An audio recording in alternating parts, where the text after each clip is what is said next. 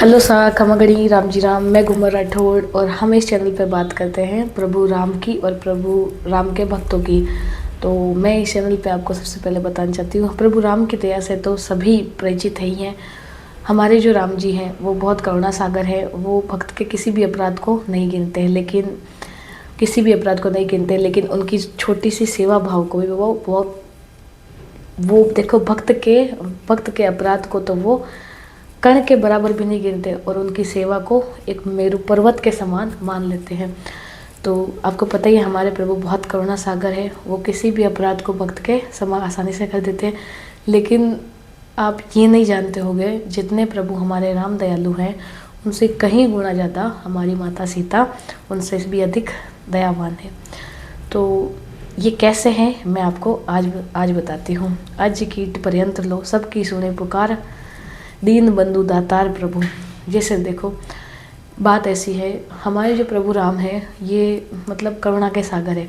एक बार क्या हुआ था, माता सीता और प्रभु राम चित्रकूट के वन में मतलब एकांत में समय व्यतीत कर रहे थे। उस वक्त प्रभु राम जो है वो किसी भी प्रकार का अस्त्र शस्त्र अपने पास नहीं रखते थे। तो उस वक्त क्या हुआ था, इंद्र का बेटा जयंत, जो शक्ति के घमंड में, आपने देखा ही होगा, बड़े बड़े लोक नेताओं के और बड़े बड़े घरों के जो बच्चे होते हैं उनमें संस्कारों की कमी देखने को मिलती है। वैसे ही जयंत, क्योंकि वो वैभवशाली था, पैसे वाला था और धन ऐश्वर्य सब कुछ था, सबसे वो संपन्न था।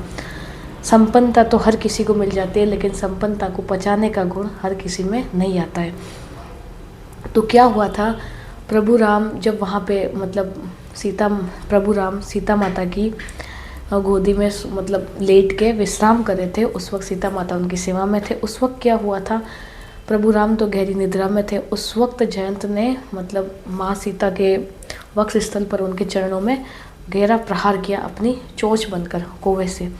पहले वो 2-3 बार आता है वहाँ सीता माता की मतलब ऐसे सीता माता को देखने के लिए, मतलब उनका मन लेने के लिए 2-3 बार आसपास चक्कर भी निकालता है। उसके बाद वो सीधा प्रहार कर लेता है उनको, एक मतलब गलत नज़र से देख के, स्पर्श के उद्देश्य से।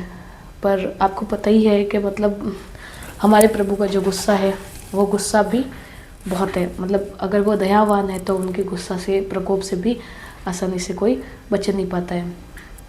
तो प्रभु तो गहरी निद्रा में सो रहे थे। तो उस वक्त क्या हुआ, जो सीता माता से मतलब जो वक्ष से और उनके पाँव से जो खून बहा वो प्रभु की भुजा को स्पर्श करता है सोते हुए, मतलब भुजा को स्पर्श करता है। तो वो देखते हैं गरम गरम जो पानी जैसा मतलब उनको स्पर्श होता है। तो वो देखते हैं कि क्या हुआ है। तो जब तो देखते तो वो खून था। तो सीता माता को देखते तो सीता माता के शरीर पूरा घावग्रस्त था। तो सीता माता से पूछते ये क्या हुआ और ये किसने किया, ये किसकी इतनी हिम्मत है। तो उस वक्त क्या हुआ था, माँ सीता बोलते हैं कि मतलब ये आपका ही कोई पुत्र है, ऐसे कह के बात को टाल देते हैं।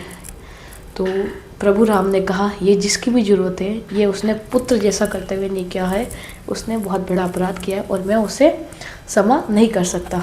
तो उस वक्त भगवान के पास, जब भगवान वन विहार करते थे तो अपने साथ अस्त्र शस्त्र को वो नहीं रखते थे। तो उनके पास में कोई भी अस्त्र और शस्त्र नहीं था।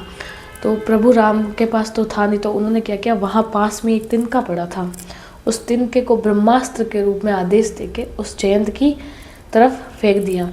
तो जयंत वहाँ से भागा और भागते भागते सबसे पहले अपने पिता के पास गया, इंद्र के पास। तो इंद्र से उसने कहा मुझे शरण दे दो, मुझसे अपराध हो गया और प्रभु ने मेरे ऊपर इस ब्रह्मास्त्र को छोड़ा है। तो देखा, उस ब्रह्मास्त्र से इंद्र ने ऐसे बोला, जो प्रभु राम से विरोध कर लेता है उसको तो शरण मैं भी नहीं दे सकता और उससे रक्षा तो मैं भी नहीं कर सकता। जयंत को वहाँ पे शरण नहीं देते। और वैसे एक असली पिता का कर्तव्य यही होता है कि अपने पुत्र या पुत्री या किसी भी परिवार के किसी भी सदस्य से कोई गलती हो जाए तो उसकी गलती को दबाने से बढ़िया है उसके साथ नहीं देना चाहिए, उसको उल्टा डांटना फटकारना चाहिए।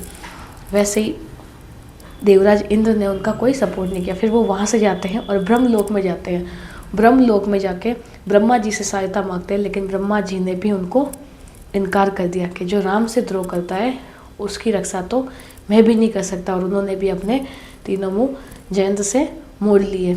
उसके बाद वो शिव जी के पास जाते हैं और शिव जी को बोलते हैं आप तो सबको शरण देते, भूत प्रेत सबको देते, आप तो किसी की कमी को भी नहीं देखते, तो मुझे भी शरण दे, मुझसे राम का अपराध हो गया। तो वो गुस्से में और प्रकोप में शिव जी उठते और ऐसे बोलते जो मेरे इष्ट है, मेरे आराध्य हैं, आप उनका अपराध करके ये चाहते हैं कि मैं तुम्हारी रक्षा करूं, तो ये बिल्कुल गलत है, मैं आपकी रक्षा नहीं कर सकता। तो आपको पता है जब भी कोई शिष्य या किसी भी आदमी से जब गलती बन जाती है, भारी चूक बन जाती है, तो उससे बचाव का रास्ता और उसमें धर्म शास्त्र के हिसाब से सही रास्ता सिर्फ हमारा गुरु ही दिखा सकता है। तो उस वक्त उन्हें नारद जी के दर्शन होते हैं। तो नारद जी उन्हें बोलते अभी तक आपने भगवान के प्रभाव को देखा, अभी आपने उनकी करुणा को नहीं देखा, आपने उनके प्रभाव को जानने के लिए आपने उनसे मतलब इस प्रकार का ऐसा व्यवहार किया है, आपको उनकी करुणा देखनी है तो आप उनके पाँव में गिर पड़िए। जयंत बोलता है उनका ब्रह्मास्त्र मेरे पीछे पड़ा है, मैं किस तरीके से सामना करूंगा। तो गुरु आगे और चेला पीछे चलता है। तो जयंत पीछे चल रहा था और देवराज इंद्र आगे थे। जैसे ही इंद्र को देखा तो हमारे प्रभु राम और माता सीता दोनों उठ के उनको प्रणाम करने लगे और पूछेगा कि ऋषिवर क्या आदेश है। उस वक्त का मेरा एक चेला है, वो आपसे क्षमा याचना करना चाहता है। जैसे ही राम जी ने उनको देखा जयंत को, वो तो मुँह घुमा लेते हैं, लेकिन माँ सीता उनको आशीर्वाद देते हैं बेटे के रूप में। तो प्रभु राम ऐसे बोलते हैं इसने बुरे भाव से कुभाव से आपको स्पर्श करने का भाव रखा और आप इसे अपना पुत्र कहते हैं, कैसे। तो माता सीता ऐसे बोलती है वक्ष स्थल पर पति और पुत्र दोनों का अधिकार होता है, तो इसने पुत्र का व्यवहार निभाया है, मैं इसकी माता हुई ऐसे ही और आप इसके पिता हुए, तो इससे जो भूल बनी है उसकी आप क्षमा दें और इसे माफ़ कर दें। तो आपको ये पता चला इस कहानी से कि हमारी जो माँ सीता है उनमें कितनी करुणा है, वो करुणा की सागर है, कितना भी बड़ा अपराध हो जाए वो क्षमा कर देती हैं। उनकी जैसी करुणा सागर कोई नहीं है। हमारे प्रभु तो राम तो हैं ही है करुणा सागर, पर उनसे भी अधिक हमारी माँ सीता माता बहुत करुणा सागर है। तो फिर राम जी क्या करते हैं, उनकी एक आँख, जिस आँख से कुदृष्टि से माँ सीता को उसने देखा था, उसकी एक आँख को फोड़ देते हैं और बाकी एक आँख को ठीक रखते हैं। उसकी इस करतूत की सज़ा भगवान इतना ही देके, जो कि उसकी मृत्यु तक की सज़ा थी उसको टाल के भगवान सिर्फ इतनी सी उसकी सज़ा देके, सज़ा को छोटा करके उसको वहाँ से विदा कर देते हैं। तो इससे हमने ये जाना कि हमारी जो मैया है वो कितनी करुणा सागर है।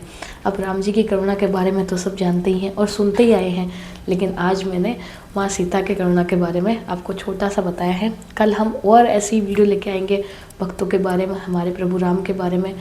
और अगर ऐसी मज़ेदार छोटी छोटी कहानियाँ 5-10 मिनट के लिए सुनना चाहते हो तो लाइक कीजिए, शेयर कीजिए, सब्सक्राइब कीजिए। Thank you. राम जी राम, खमा राम।